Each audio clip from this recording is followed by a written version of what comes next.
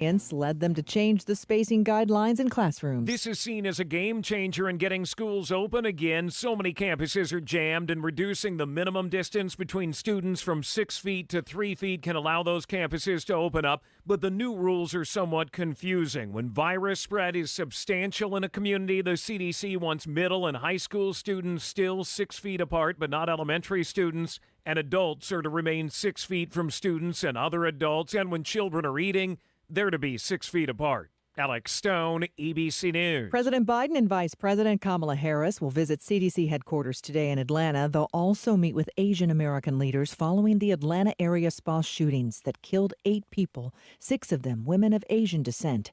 House lawmakers earlier holding a moment of silence on the floor for victims. Beforehand, House Speaker Nancy Pelosi spoke about the rise in violence against Asian Americans. Long before Atlanta, we have known that this has been a challenge, really exacerbated by some of the language of a previous administration. It is day 2 of high-level talks between the U.S. and Chinese officials. Yesterday's photo op included an exchange between Secretary of State Antony Blinken and the Chinese delegation. Before leaving for Atlanta, President Joe Biden weighed in. I'm very proud of the Secretary of State. ABC's Mona Kassar Abdi has more on the meeting in Anchorage, Alaska. In the first face-to-face talks of the Biden administration, diplomacy turned to drama after Secretary of State Antony Blinken raised concerns about China's recent crackdown on Hong Kong and cyber attacks against the U.S. Each of these actions threaten the rules-based order that maintains global stability. From there, the conversation degraded from condescension to confrontation. In a remarkable move, Chinese officials then called journalists back into the room to respond to the perceived disrespect. You're listening to ABC News. Okay. Indeed knows unexpected demand can stretch your business thin. Leon speaking. Like at Leon's Plumbing. Sorry, quickest we can get there is next Friday. To stay out of hot water, he needs to get started hiring right away. I need Indeed. Indeed you do. And the moment you sponsor a job on Indeed, you get a short list of quality candidates from our resume database. Visit Indeed.com/credit and get a $75 credit for your first sponsored job post. Terms and conditions apply. Switch to T-Mobile for Business and get up to 90 days of service free via virtual rebate on your business plan. You get a great deal, the largest 5G network, and first-class benefits like Microsoft 365 on us. It's better for business and only with T-Mobile for Business. Limited time offer. Stop in-store for details. Plus taxes and fees for some plans. Virtual Express MasterCard within 8 weeks of receipt of valid submission. Complete port within 60 days. See T-Mobile.com for 5G devices, coverage, and plan details. France putting Paris on lockdown. Starting this weekend, new restrictions in Paris and 12 other districts will require people to show documentation justifying why they are leaving the house. Interregional travel will be banned and only essential shops will stay open. That includes hair salons and bookstores, though restaurants and cafes will remain closed. France was already under a nationwide 6 p.m. curfew, which will now start at 7 p.m. The new measures come as Paris and other parts of France have seen a surge in COVID-19 cases. Inez de la Cuetara, ABC News, Paris. No question the pandemic has upended lives over the last year, especially those in the medical profession. The cancellation of elective procedures to open up beds for COVID patients has cost hospitals and clinics billions of dollars collectively. Some might never recover. And for patients, the virtual doctor visit has been mainstreamed. As people are getting more comfortable with using telemedicine tools, it is here to stay. Dr. Muhammad Ali Chaudhry heads Emerging Health International. As for waiting rooms, he thinks they're gone for good as patients sit in their cars waiting to be allowed inside one at a time. Jim Ryan, ABC News. A Branson, Missouri musician has admitted in federal court that he created a fake charity for foster kids to swindle audience members out of tens of thousands of dollars. James Patrick Garrett now faces up to 20 years in prison. This is ABC News. Mr. Clean, Mr. Clean, Mr. Clean. Most people know that Mr. Clean Magic Eraser removes crayon and scuff marks from walls, but did you know it even cleans tough kitchen and bathroom messes that are sometimes tough to tackle? Just wet, squeeze, and erase gray soap scum on your bathtub. Erase cloudy hard water spots in your shower. Erase burnt-on stovetop messes. So for all your tough kitchen and bathroom messes, try Mr. Clean Magic Eraser. Mr. Clean, Mr. Clean, Mr. Clean. I'm Michelle Franzen, ABC News. This Snow Country Ski Report is brought to you by Indeed. Hiring? Start finding the right people right away. Visit Indeed.com/credit. Going online and buying your ski tickets in advance has been the way to go this season, but what we're finding now is that Saturday tickets are becoming available for Bear Mountain and Snow Summit, and the terrain is so good thanks to more than 2 feet of fresh snow in the past week and both spots combining for 53 trails. Mountain high skiing and riding on pack, powder, and wet pack snow, so you get some slow snow there, but it's still fun for making those turns. Skiing and riding day and night with 26 trails. Temperatures dropping into the 20s at night, and that's good so the groomers can get out there and make that snow nice and smooth. Snow then softens as temperatures rise during the day this weekend. Snow Valley made snow and got snow during the past week. They're on 17 trails day and night. Mammoth looking at several inches of fresh powder and a chilly weekend. I'm Chuck Devine on KMET 1490 AM. The following is a paid program. Views and claims expressed are those of the program producer and are not endorsed by this station. Opinions expressed are not necessarily those of radio station KMET, its management, employees, or affiliates.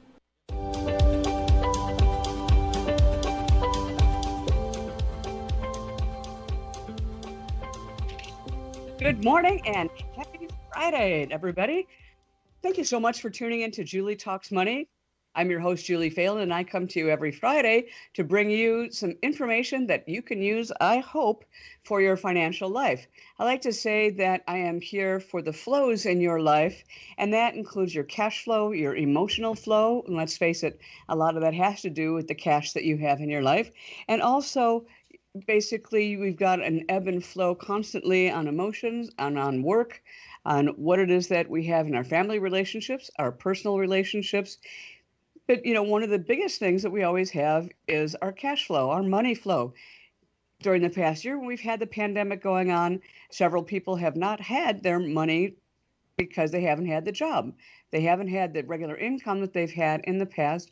Some have been able to substitute that with unemployment compensation, and some people have been able to do different things with the gig economy, whether it is doing DoorDash or Instacart or some of the other delivery services that have sprung up.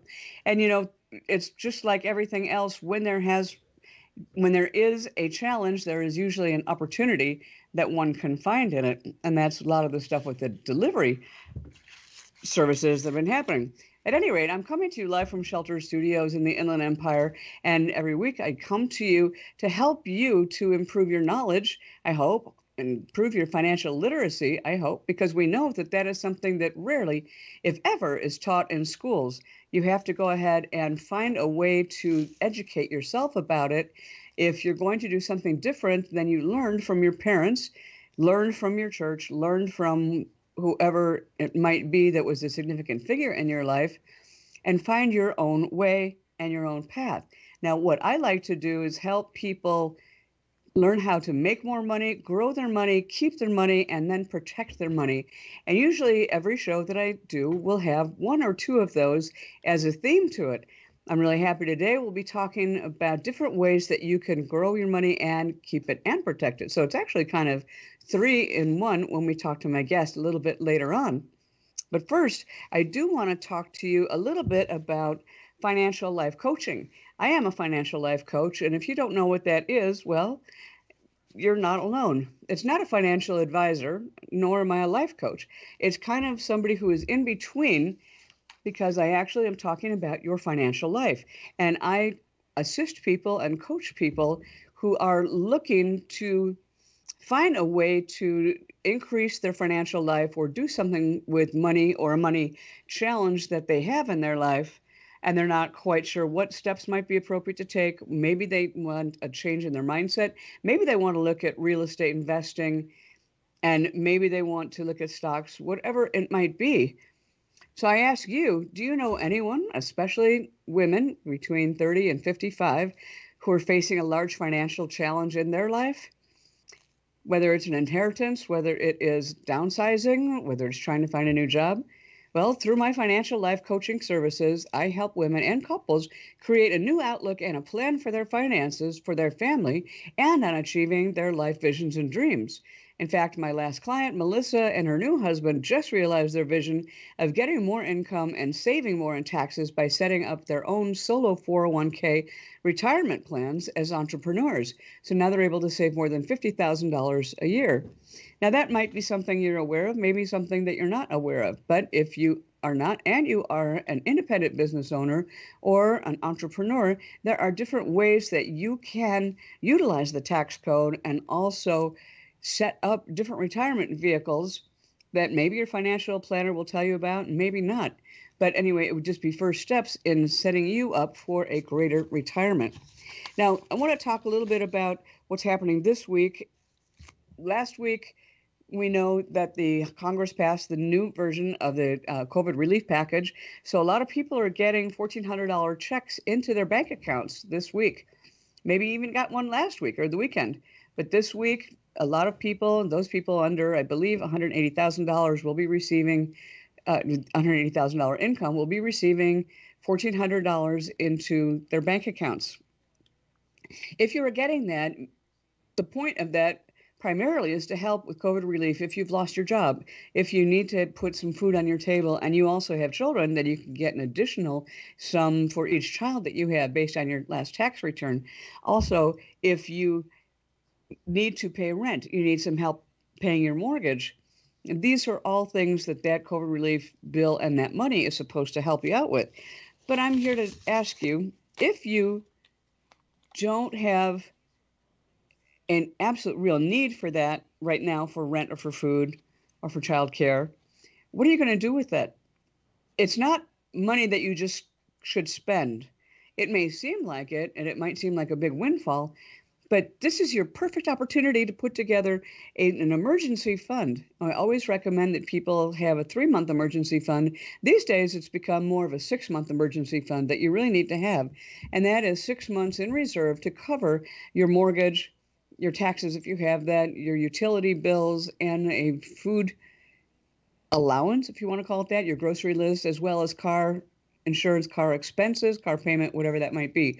Whatever your monthly nut is, as we call it, which is the total of all your combined expenses, you should be able to have 6 months worth in reserves in order to cover you in the case of any disaster. Now, we can't have anything a little bit more disastrous than we've had in the pandemic, we hope. Although there have been a lot of disasters like hurricanes and California, we're coming into the fire season. And I've talked different subjects about how you can get disaster loans, but we don't even want to go there right now, because the main thing is, what are you going to do? Think about what it is that you're going to be doing with that $1,400 and or the additional money that you might get if you have children for the child care up and beyond. I really highly recommend that you put as much of that into a bank account as you possibly can to save it for another rainy day, because rainy days are going to be coming. Let's face it. There's one thing that you can always be sure of, is rainy days as well as the tax man. So that leads me into the next thing I wanted to talk about. There are a couple of different things that are going on also with the stimulus checks. Now, we had a stimulus check last year that also was $1,400 and maybe some additional money if you have children. You really need to talk to a tax advisor about what you need to do and how to treat that, because that money is not taxable income. This year, it's not taxable income. However, some unemployment compensation can be taxable income, including the money that you had above and beyond the regular unemployment compensation that you might have originally gotten from your state. But there was a money that was given out above and beyond that. So check with your tax advisors. Mostly, the check that you received last year is being treated as a refundable tax credit, which means it's sort of like an advance on money you would have received anyway as part of your tax refund. So I've mentioned and talked about tax credits before. On a dollar-for-dollar basis, a tax credit is different from a tax refund. What a tax credit does is reduce the amount of tax liability that you have. Now, also, there's the Paycheck Protection Program loan. The second round has gone out, and the second round is open for people who are individuals, like real estate agents, attorneys with their own firms, people who are entrepreneurs, even people who are drivers for gig, for Lyft, for Uber, for some of the other companies that are out there. If you have applied, if you have under 20 employees, then basically you were having first crack at applying for the PPP loan round 2 up until last week. Now it's been opened up to companies that have over 20 employees, and the deadline, I believe, for filing is March 29th. So if you have more than 20 employees and you still haven't received a PPP loan, or if you even have under and you haven't applied for it yet, then I highly recommend that you look it up or talk to your local bank, your bank officers, because the PPP loans are administered through local banks. Check with them and see what it is that you can do for filing for one of these loans, applying for one of these loans. Now, I'm going to be talking with my next guest about a lot of different things having to do with real estate investing. And one of the big keys, one of the hugest benefits of real estate investing is the tax benefits that can accrue to all of us. Speaking of taxes, right? If you have rental real estate, for example, you get to depreciate 100% of the expenses. I'm sorry, you get to deduct 100% of the expenses that you have in operating that investment property, which is essentially a business that you might have. You might claim, even if it's only one rental property that you have.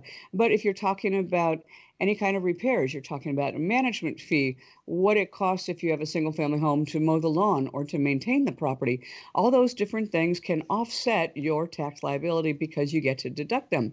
Now, one of the biggest ways that people have been able to grow their wealth tax deferred or tax free is through the 1031 exchange. And my guest and I are going to be talking about that in a little bit.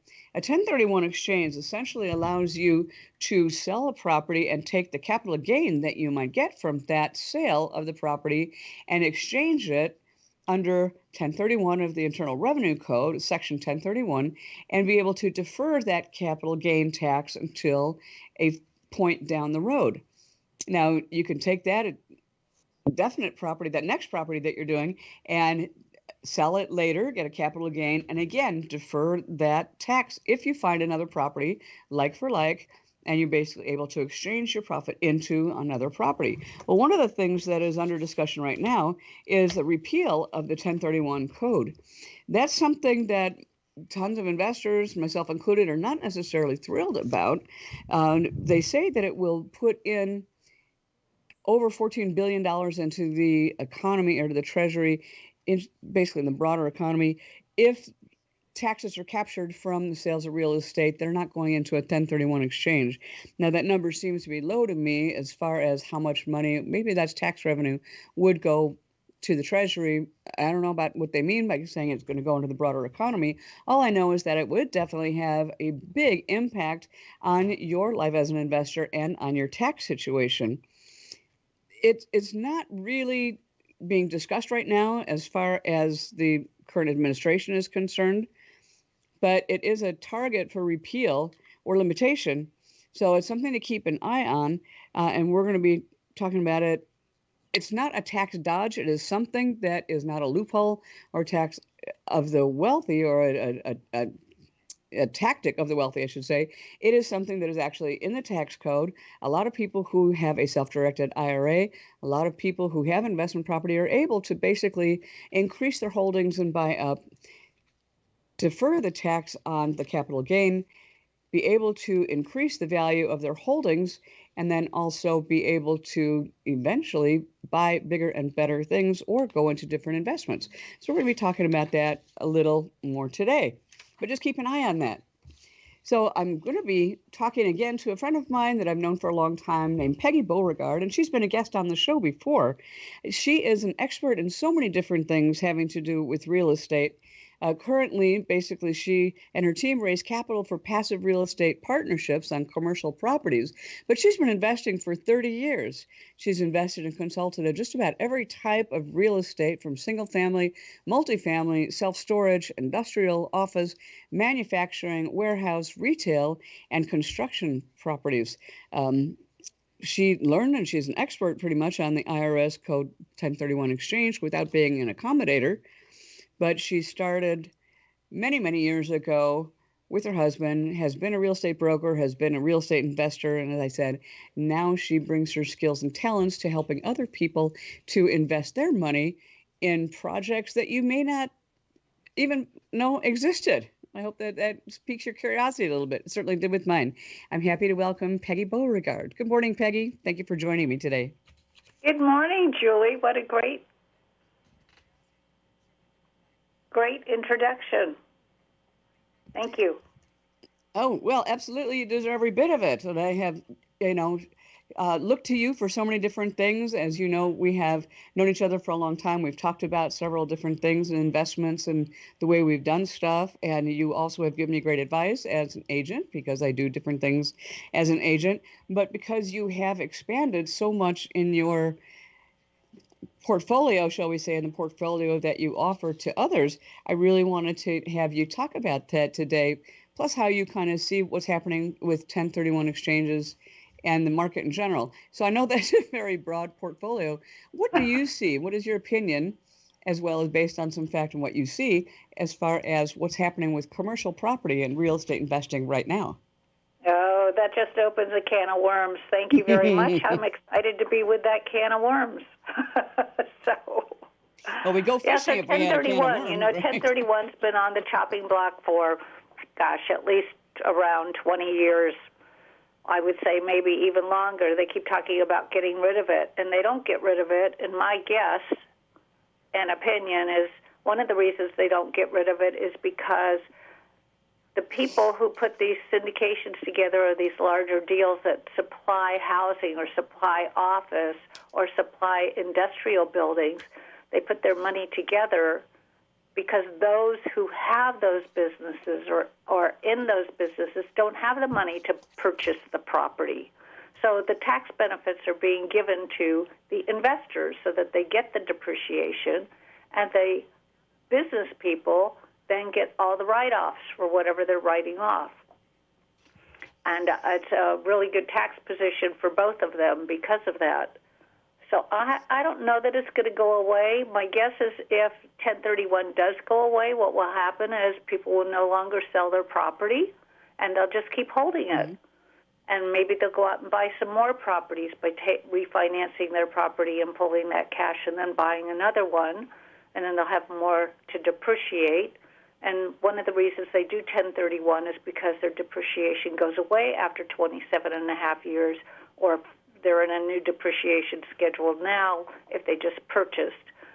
So that's one reason. The other thing that the government might not get all that money from is you can leave your properties to your family. They get what's called a step-up.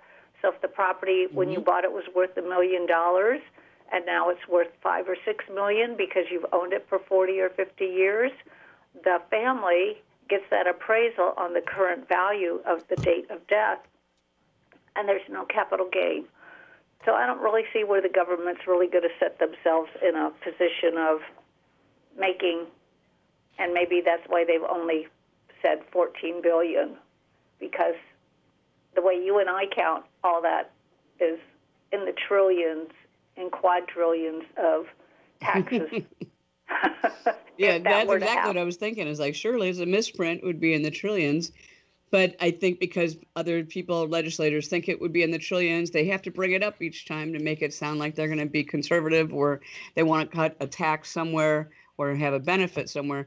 I tend to agree with you that the 1031 is something that comes up periodically, but it's really not going to go anywhere because we have to have vehicles for growing the holdings as opposed to everybody hanging on to something. Then there's no circulation, right? And that's one of the inventory issues that would make it become even worse. Yeah, because each new person that comes into a property adds some value to it. And when they add value to it, now you've got a better piece of property than you had before. And there are some owners that do keep everything up. There are owners that own lots and lots and lots of properties. I'm working with one, actually, who's more in the office retail space, and they own about, I think they've just closed on their 60th property, so they own quite a few. And they go in just fix amazing. Them all up. They actually do, we were talking about depreciation, they actually do something called a cost segregation, which gives them a different kind of schedule for depreciating. So you could go in and do a basic return on your investment. We call that a capitalization rate. let's say, a return of, they figured out they could do 9.8%. But after they do the cost segregation, they're now at 10.2%. So it went up because of the different depreciation schedule. Now, you have worked with a lot of different properties and the different types of asset classes within real estate, and I had promoted you, and of course with the slogan for your business, as well as how I was telling everybody at this, you are a real estate matchmaker. So tell us a little bit about that and what that means exactly. Okay, well, we love being called the real estate matchmakers because what we do is we work with syndicators or sponsors all over the United States. They bring us their multifamily, retail, office, industrial, self-storage. We vet them out. We look at what their current income and expenses are so that we can see if their pro forma is really a true pro forma, like can those numbers be reached. It's really important. We get background checks on people. We get references and talk to their references, and almost everybody really loves the people they work with. So that's always fun. It's always fun to hear somebody, I can't wait till they find another property. So that's really great. We have a couple investors that are like that. So that's really exciting. And then we get some very unusual type of which we really like. We are finding bigger returns. We have found a group of people, you would call them, well, I would call them the family office mentality, which means generational mentality.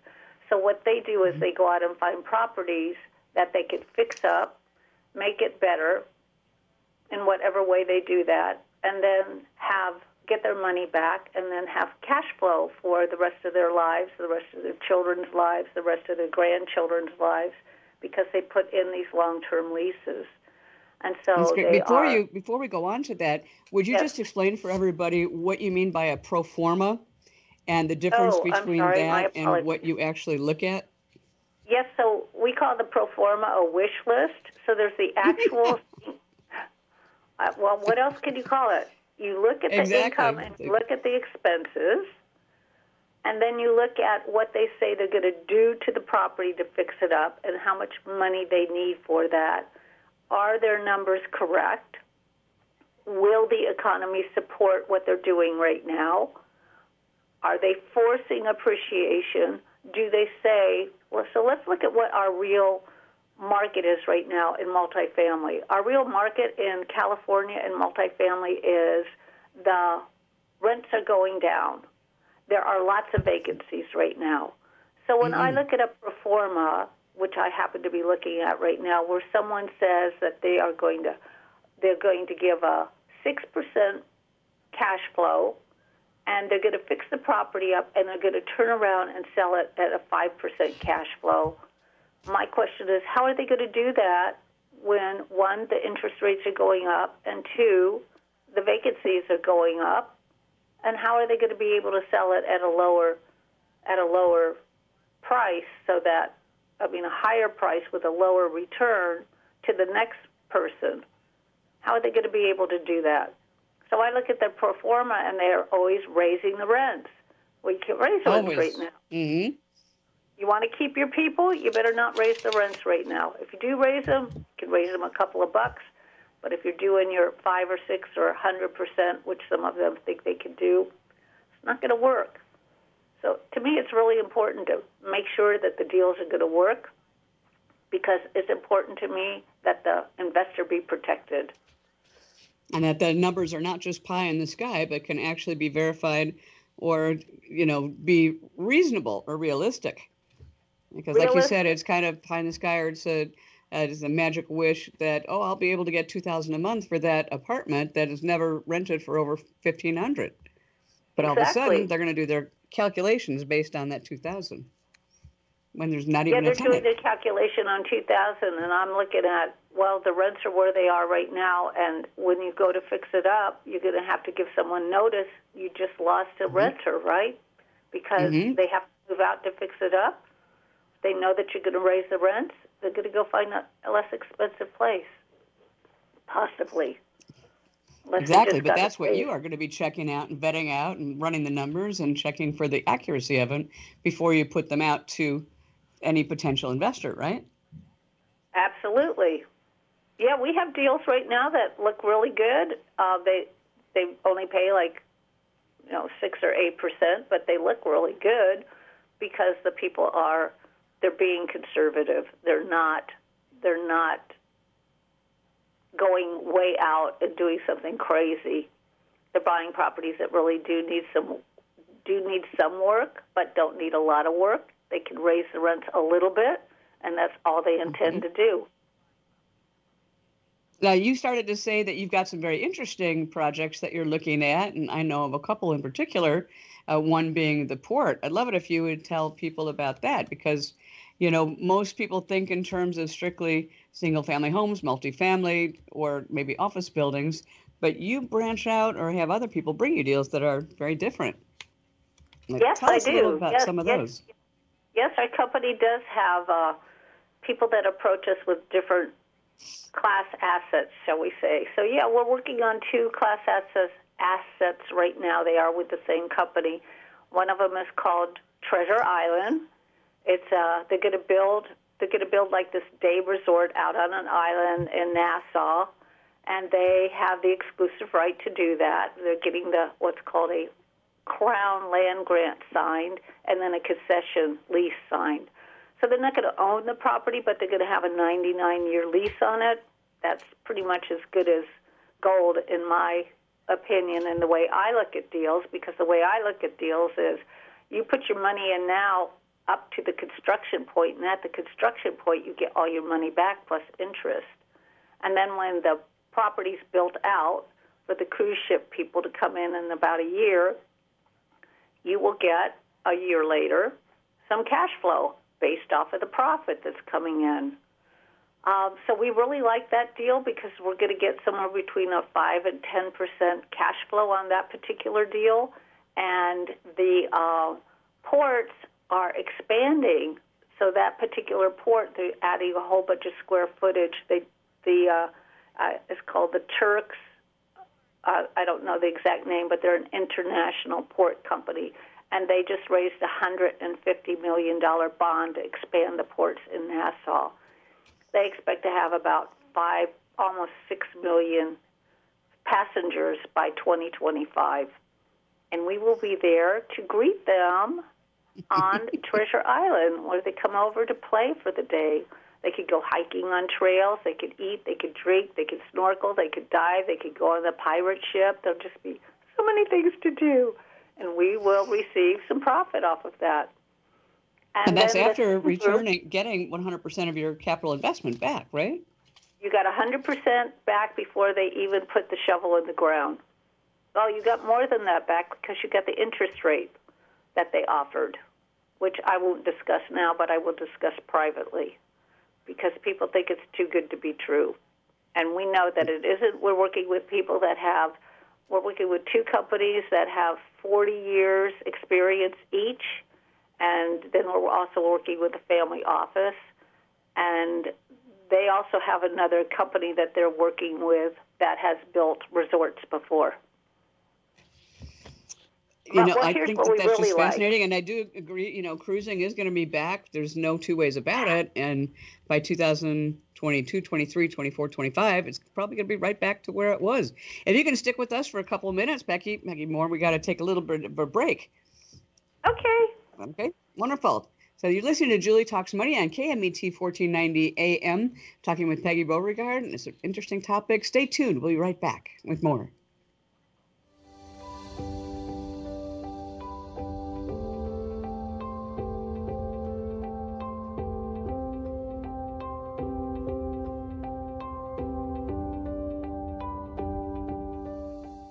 We're suddenly in the midst of some very tough times. People hurting for cash don't have many options. My man Saul, the great American, may have a very tangible answer for you if you need cash now. If you are a parent or 70 or older, Saul can get you cash for that too expensive, unwanted life insurance policy, and he can do it fast. Not only will he be able to cash out now, but you or your parent won't have to fork over those crippling high premium payments anymore. You've heard the television spots about knowing you could sell your life insurance policy. Well, why just sell it to one source when you could have multiple chances to cash out and get the most money? Sal will do the whole process remotely, so you don't have to leave the safety of your home or meet with the Great American. Contact Saul at Appel Life Settlements, 617-610-1898, or visit his website, appellifesettlements.com. The Great American has over 45 years' experience. The consultation is free, no obligations. Call 617-610-1898 now. We all know that money doesn't grow on trees, but you can grow your wealth every Friday at 10 a.m. with Julie Phelan's Julie Talks Money. Julie and her guests have a world of knowledge to help you gain more wealth. Your financial future can be bigger than your past. If you need to build fast cash, long-term wealth, protect what you have, or create a legacy for your family, tune in every Friday at 10 a.m. for Julie Talks Money on KMET 1490 to learn strategies that affect your family and pocketbook. Podcasts are on SoundCloud.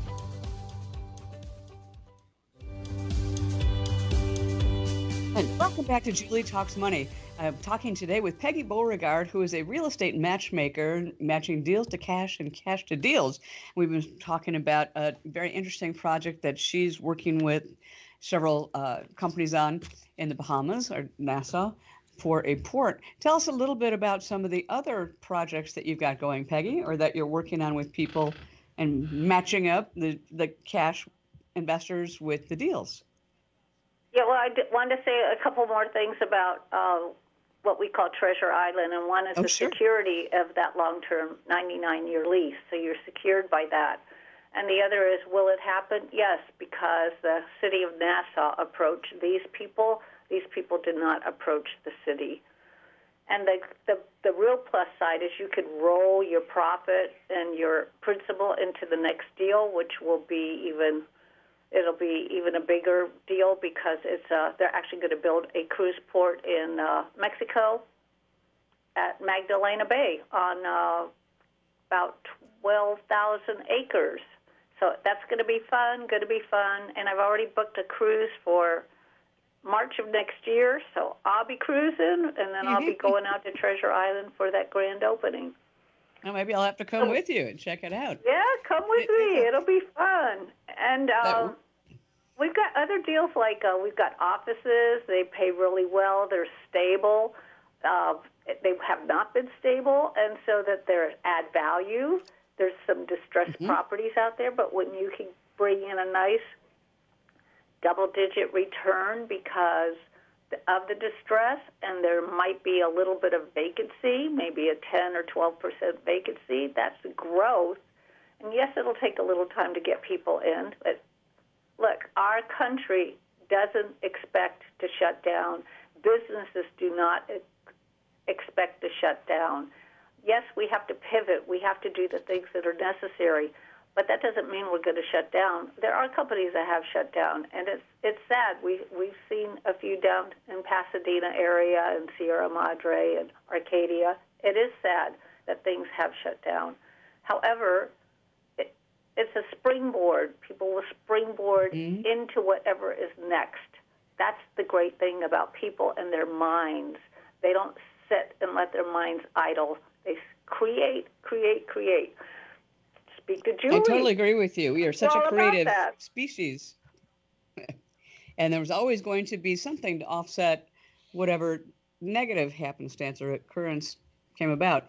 When you say that people will earn this return and get paid, how is it that you're not the one paying them, right? So let's be clear that they're going to be involved in some kind of not a security, but a fund. Who pays them then the return? Like if somebody has a CD, then they get a little bit of interest from the bank. If somebody does an investment in one of the projects then you have, who is managing it and who is paying these people the return?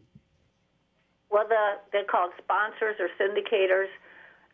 You're actually investing with them. We just open the door so that you can meet them, find out more about what they have, and then they pay you. They pay you their monthly. If it comes monthly, they pay you quarterly. If it comes quarterly, we have people that pay monthly and then do what they call a bonus quarterly. Mm-hmm.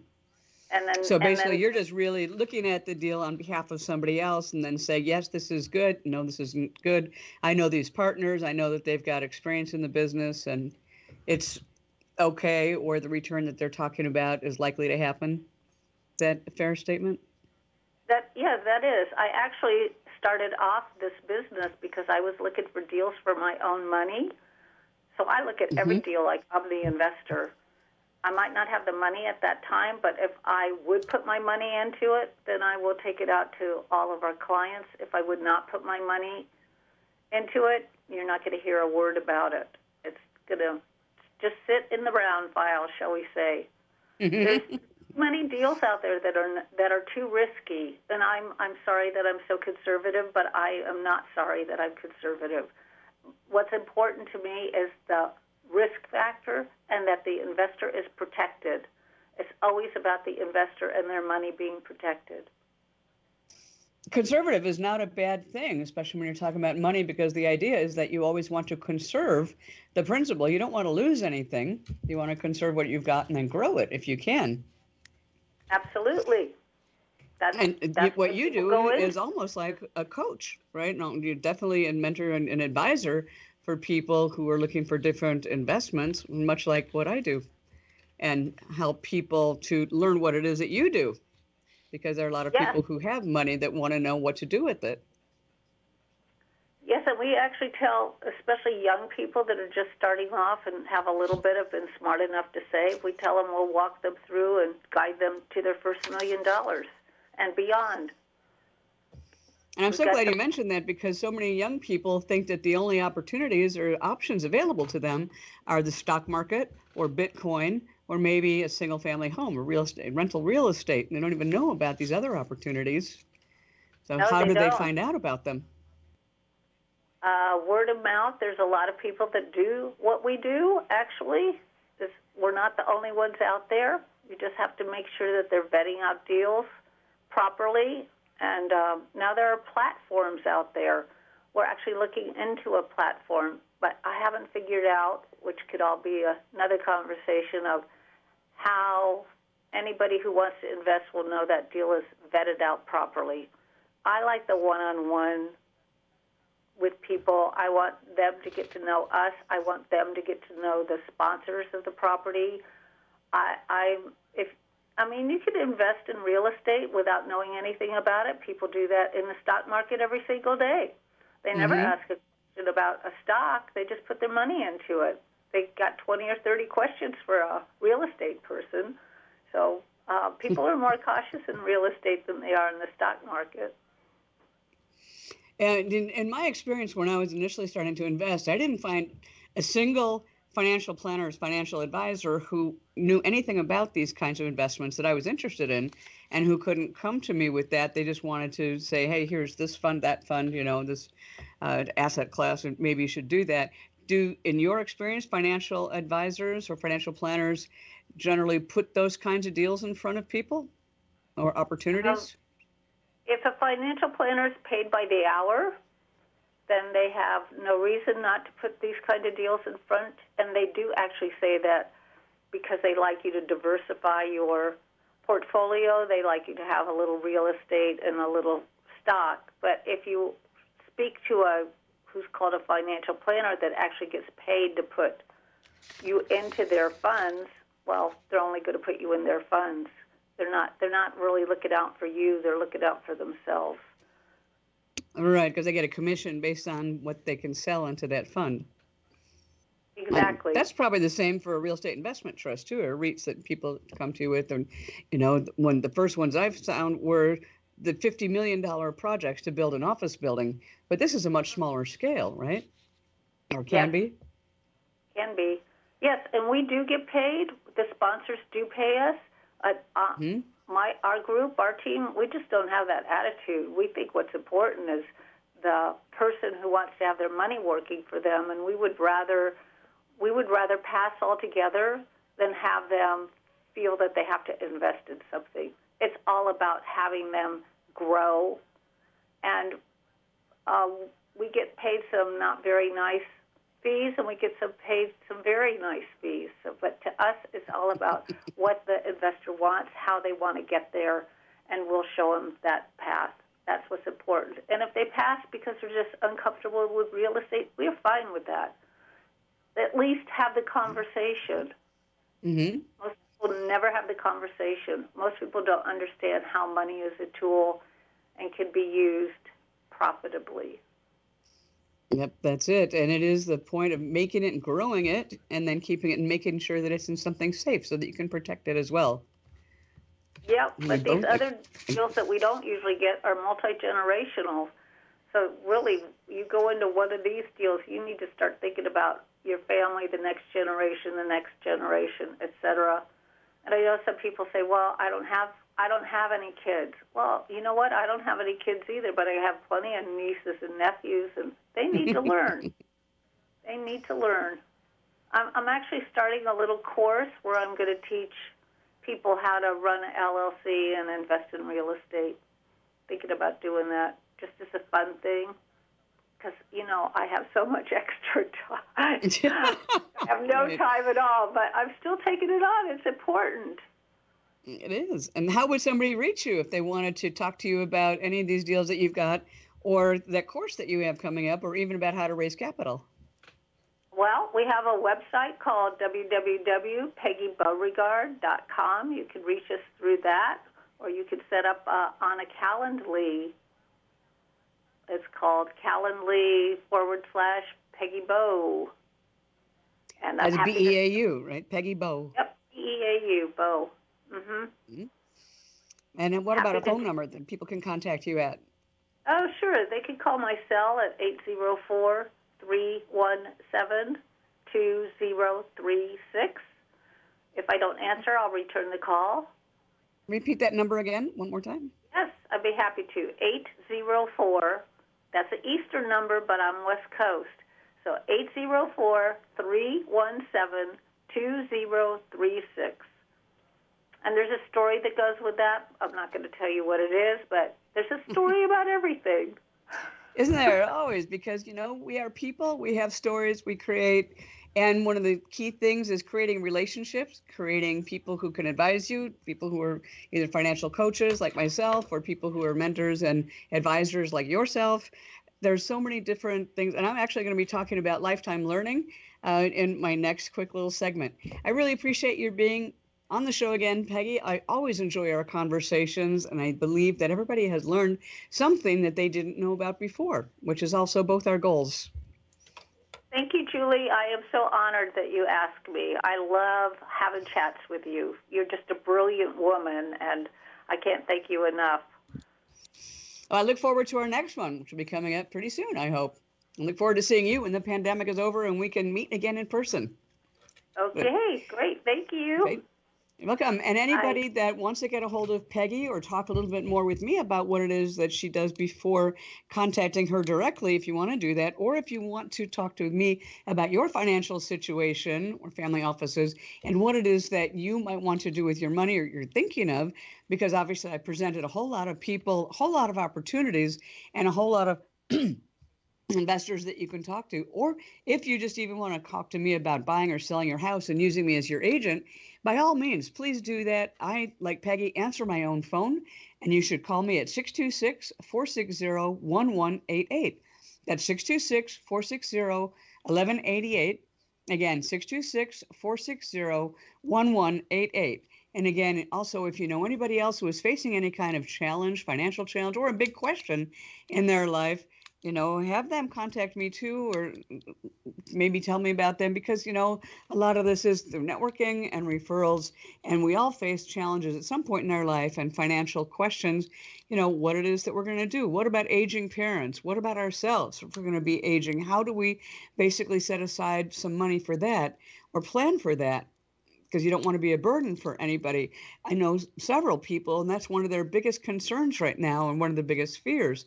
They've actually seen it happen with their parents, or they're in a sandwich generation where they're taking care of their parents as well as taking care of children. So what do you do in that situation to try and help both parties? That's among the kinds of things that I help people with through my financial coaching and come to some certain realizations or different ways that they can utilize their capital or find ways to create, like Peggy was saying, a legacy for their family. So next week, I'm going to be having as a guest somebody from the Tony Robbins organization who's talked about building businesses and also building wealth and changing your mindset. Her name is Stacey Hyland, and I hope that you'll join me for that. But one of the things that I want to talk to you about right now, as I mentioned, is, as Peggy and I had talked about, we don't know what is out there necessarily. You know, when you start investing, when you start working in your 20s or maybe in your teens and you start learning a little bit more about budgeting and about what to do in your financial life, there are different topics. You can also, there's so many different things online and on the internet. You know, you can put together a budgeting financial worksheet. You can put together, and I highly recommend that everybody does this, you know, you have to find out what your income is and what your outgo is. That's called your income and expenses. You have to monitor that and be able to know what kind of money you have to invest. And if you don't have it, then you have to create it. And you create it by either carving it out of your pay or maybe getting a side job, a second job. We used to call it, now people like to call it a side hustle. Or maybe you can work in something in the gig economy, like that as a driver or something. But one of the things that always affects what you are going to be doing is the tax implications and the tax consequences. So you're always looking for ways also, if you are talking to somebody, not only to increase your financial knowledge and literacy and what it is that you might invest in, be it the stock market or bonds or mutual funds. I pray to God it's not Bitcoin, because that is way too volatile. And if you don't know what you're doing, you really need to stay away from it. Real estate investment trust, rental real estate, single family, multifamily, partnerships, business partnerships. There's all kinds of different things that you can do and invest in. It could be a Subway sandwich shop franchise. You need to educate yourself about these things first, and you also need to know kind of what your tax considerations might be. And I'm going to talk a little bit more in the coming weeks about tax considerations, because we are kind of in tax season. However, one of the things that you need to know is, because of the pandemic, the IRS has extended the deadline for filing your taxes from April 15th into May. So you have 2 or 3 extra weeks. Contact your tax professional or check online or go to irs.gov. Number one, you can go to irs.gov to find out what the new filing deadline is. You might want to consider filing an extension until October, especially if you don't think you'll owe any taxes and you'll be getting a refund, just to see what is going to happen in the next few months with how the fallout's going to be from the different CARES Act, PPP loans, loan forgiveness if it comes, and the way it's going to be treated. But that will also give you some time to look into lots of different kinds of tax credits that are available. I've mentioned before, you might be able to get credit for sick leave, even if you're self-employed.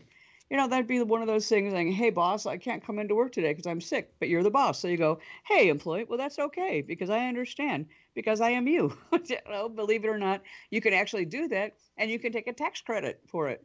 Crazy, huh? But it's true. You can also give yourself family leave.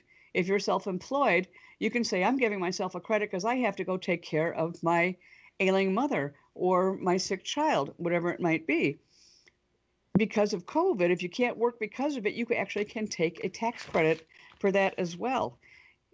Student loan interest deduction, you can deduct that. And here's big news this week.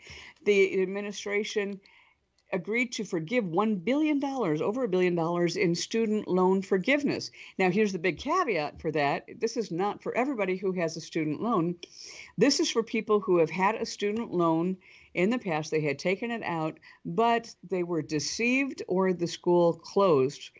Now, that would go for ITT schools, Corinthian colleges, several other colleges that were supposedly and allegedly for the learning of dental technician, hygienist, and those kinds of things, but they actually closed or they didn't have the courses that you were promised, that you'd taken out student loans to pay for them, gave the money to the colleges, et cetera, and the colleges closed up. You got no education, you don't have the money. Those are the kinds of loans that are being forgiven. Now, it's going to be something to look at, too. It's not decided yet. Is that going to be considered taxable? because you have this payment that is now forgiven, which is a liability that you hold. Now you no longer have the liability. Does that mean that it's the same as income? The jury's out. Probably they will look at it that way, but you need to keep being aware of it. Now, here's one of my very, very favorite credits. It's called the Lifetime Learning Credit. An LLC. Another thing, it's not an LLC for real estate, but it's for the Lifetime Learning Credit. Now, that's a tax break for taxpayers with education expenses during the year. It mostly covers tuition, but also includes other fees and costs that you have to pay in order to enroll in a class or a program, as long as you pay those costs directly to the school or to the program administrator. Now, the LLC covers the cost of classes that help you improve your job skills or learn new job skills. You don't have to be in a degree program. And that's really an amazing thing, a very cool thing too, if you ask me. You can actually be in some kind of not a degree program necessarily, but some kind of a course or a program, whether it's in a post-secondary, meaning after high school institution or not. If you wanted to go to your local junior college, your local community college, and take classes, let's say, in a foreign language, whether it's Spanish or Chinese or something, if that is going to be a skill that could increase your value in the marketplace, in the job marketplace, because you are in a location that might require those language skills, then you actually get a learning credit for that. Now, it's worth a maximum of $2,000 per tax return, and you have to have at least $10,000 of expenses to be eligible for the full deduction and fall within the income limits. But of course, that's something that you're always going to have to talk to somebody, especially a tax advisor. Anyway, it kind of goes along with the American Opportunity Tax Credit, which is on your Schedule 3. And that's something else to look at. Americans are always filled with opportunity, the opportunity to grow our wealth, the opportunities to increase our skills and our knowledge and our business. As Peggy and I were talking about, we are, as a species, a very, very creative species. You know, human beings, we think it and then figure out a way to create it because we can see its use in the future. Elon Musk has done that with electric cars and with Tesla. Edison did that with the light bulb. There are so many other things we can talk about. There's so many inventions you can look at right now that are incredible. Look up the top 10 inventions so far of 2021, and you'll be amazed at what you find. You, I'm sure, have ideas and creativity that you want to express also, or you have some different ideas that you want to pursue and things you want to look at. Well, one of the reasons America is such a great country and we have the opportunity for people to do these and learn is because we offer tax credits, we offer different ways, we offer different funding so that people can go ahead and figure out what they want to do with some assistance from the government. That's not something that you find in every country. Take advantage of it. Figure out what it is you want to do. Think about what it is you want to do. Go ahead, pursue that opportunity, pursue that education. Know that you can actually get a credit for it, even if it's just 1 6-week class, or if it might be for going on to get some kind of a license in securities investments, whatever it is you want to do. I hope that you've learned something today. I hope that you continue to learn about money, hopefully from me. And if you need any kind of financial coaching, again, call me at 626-460-1188. Tune in every Friday at 10 a.m. You can also find me on YouTube. You can find me on Instagram at Julie Phelan. YouTube is Julie Talks Money. I wish you a most prosperous week, and I'll talk to you next week. Bye-bye.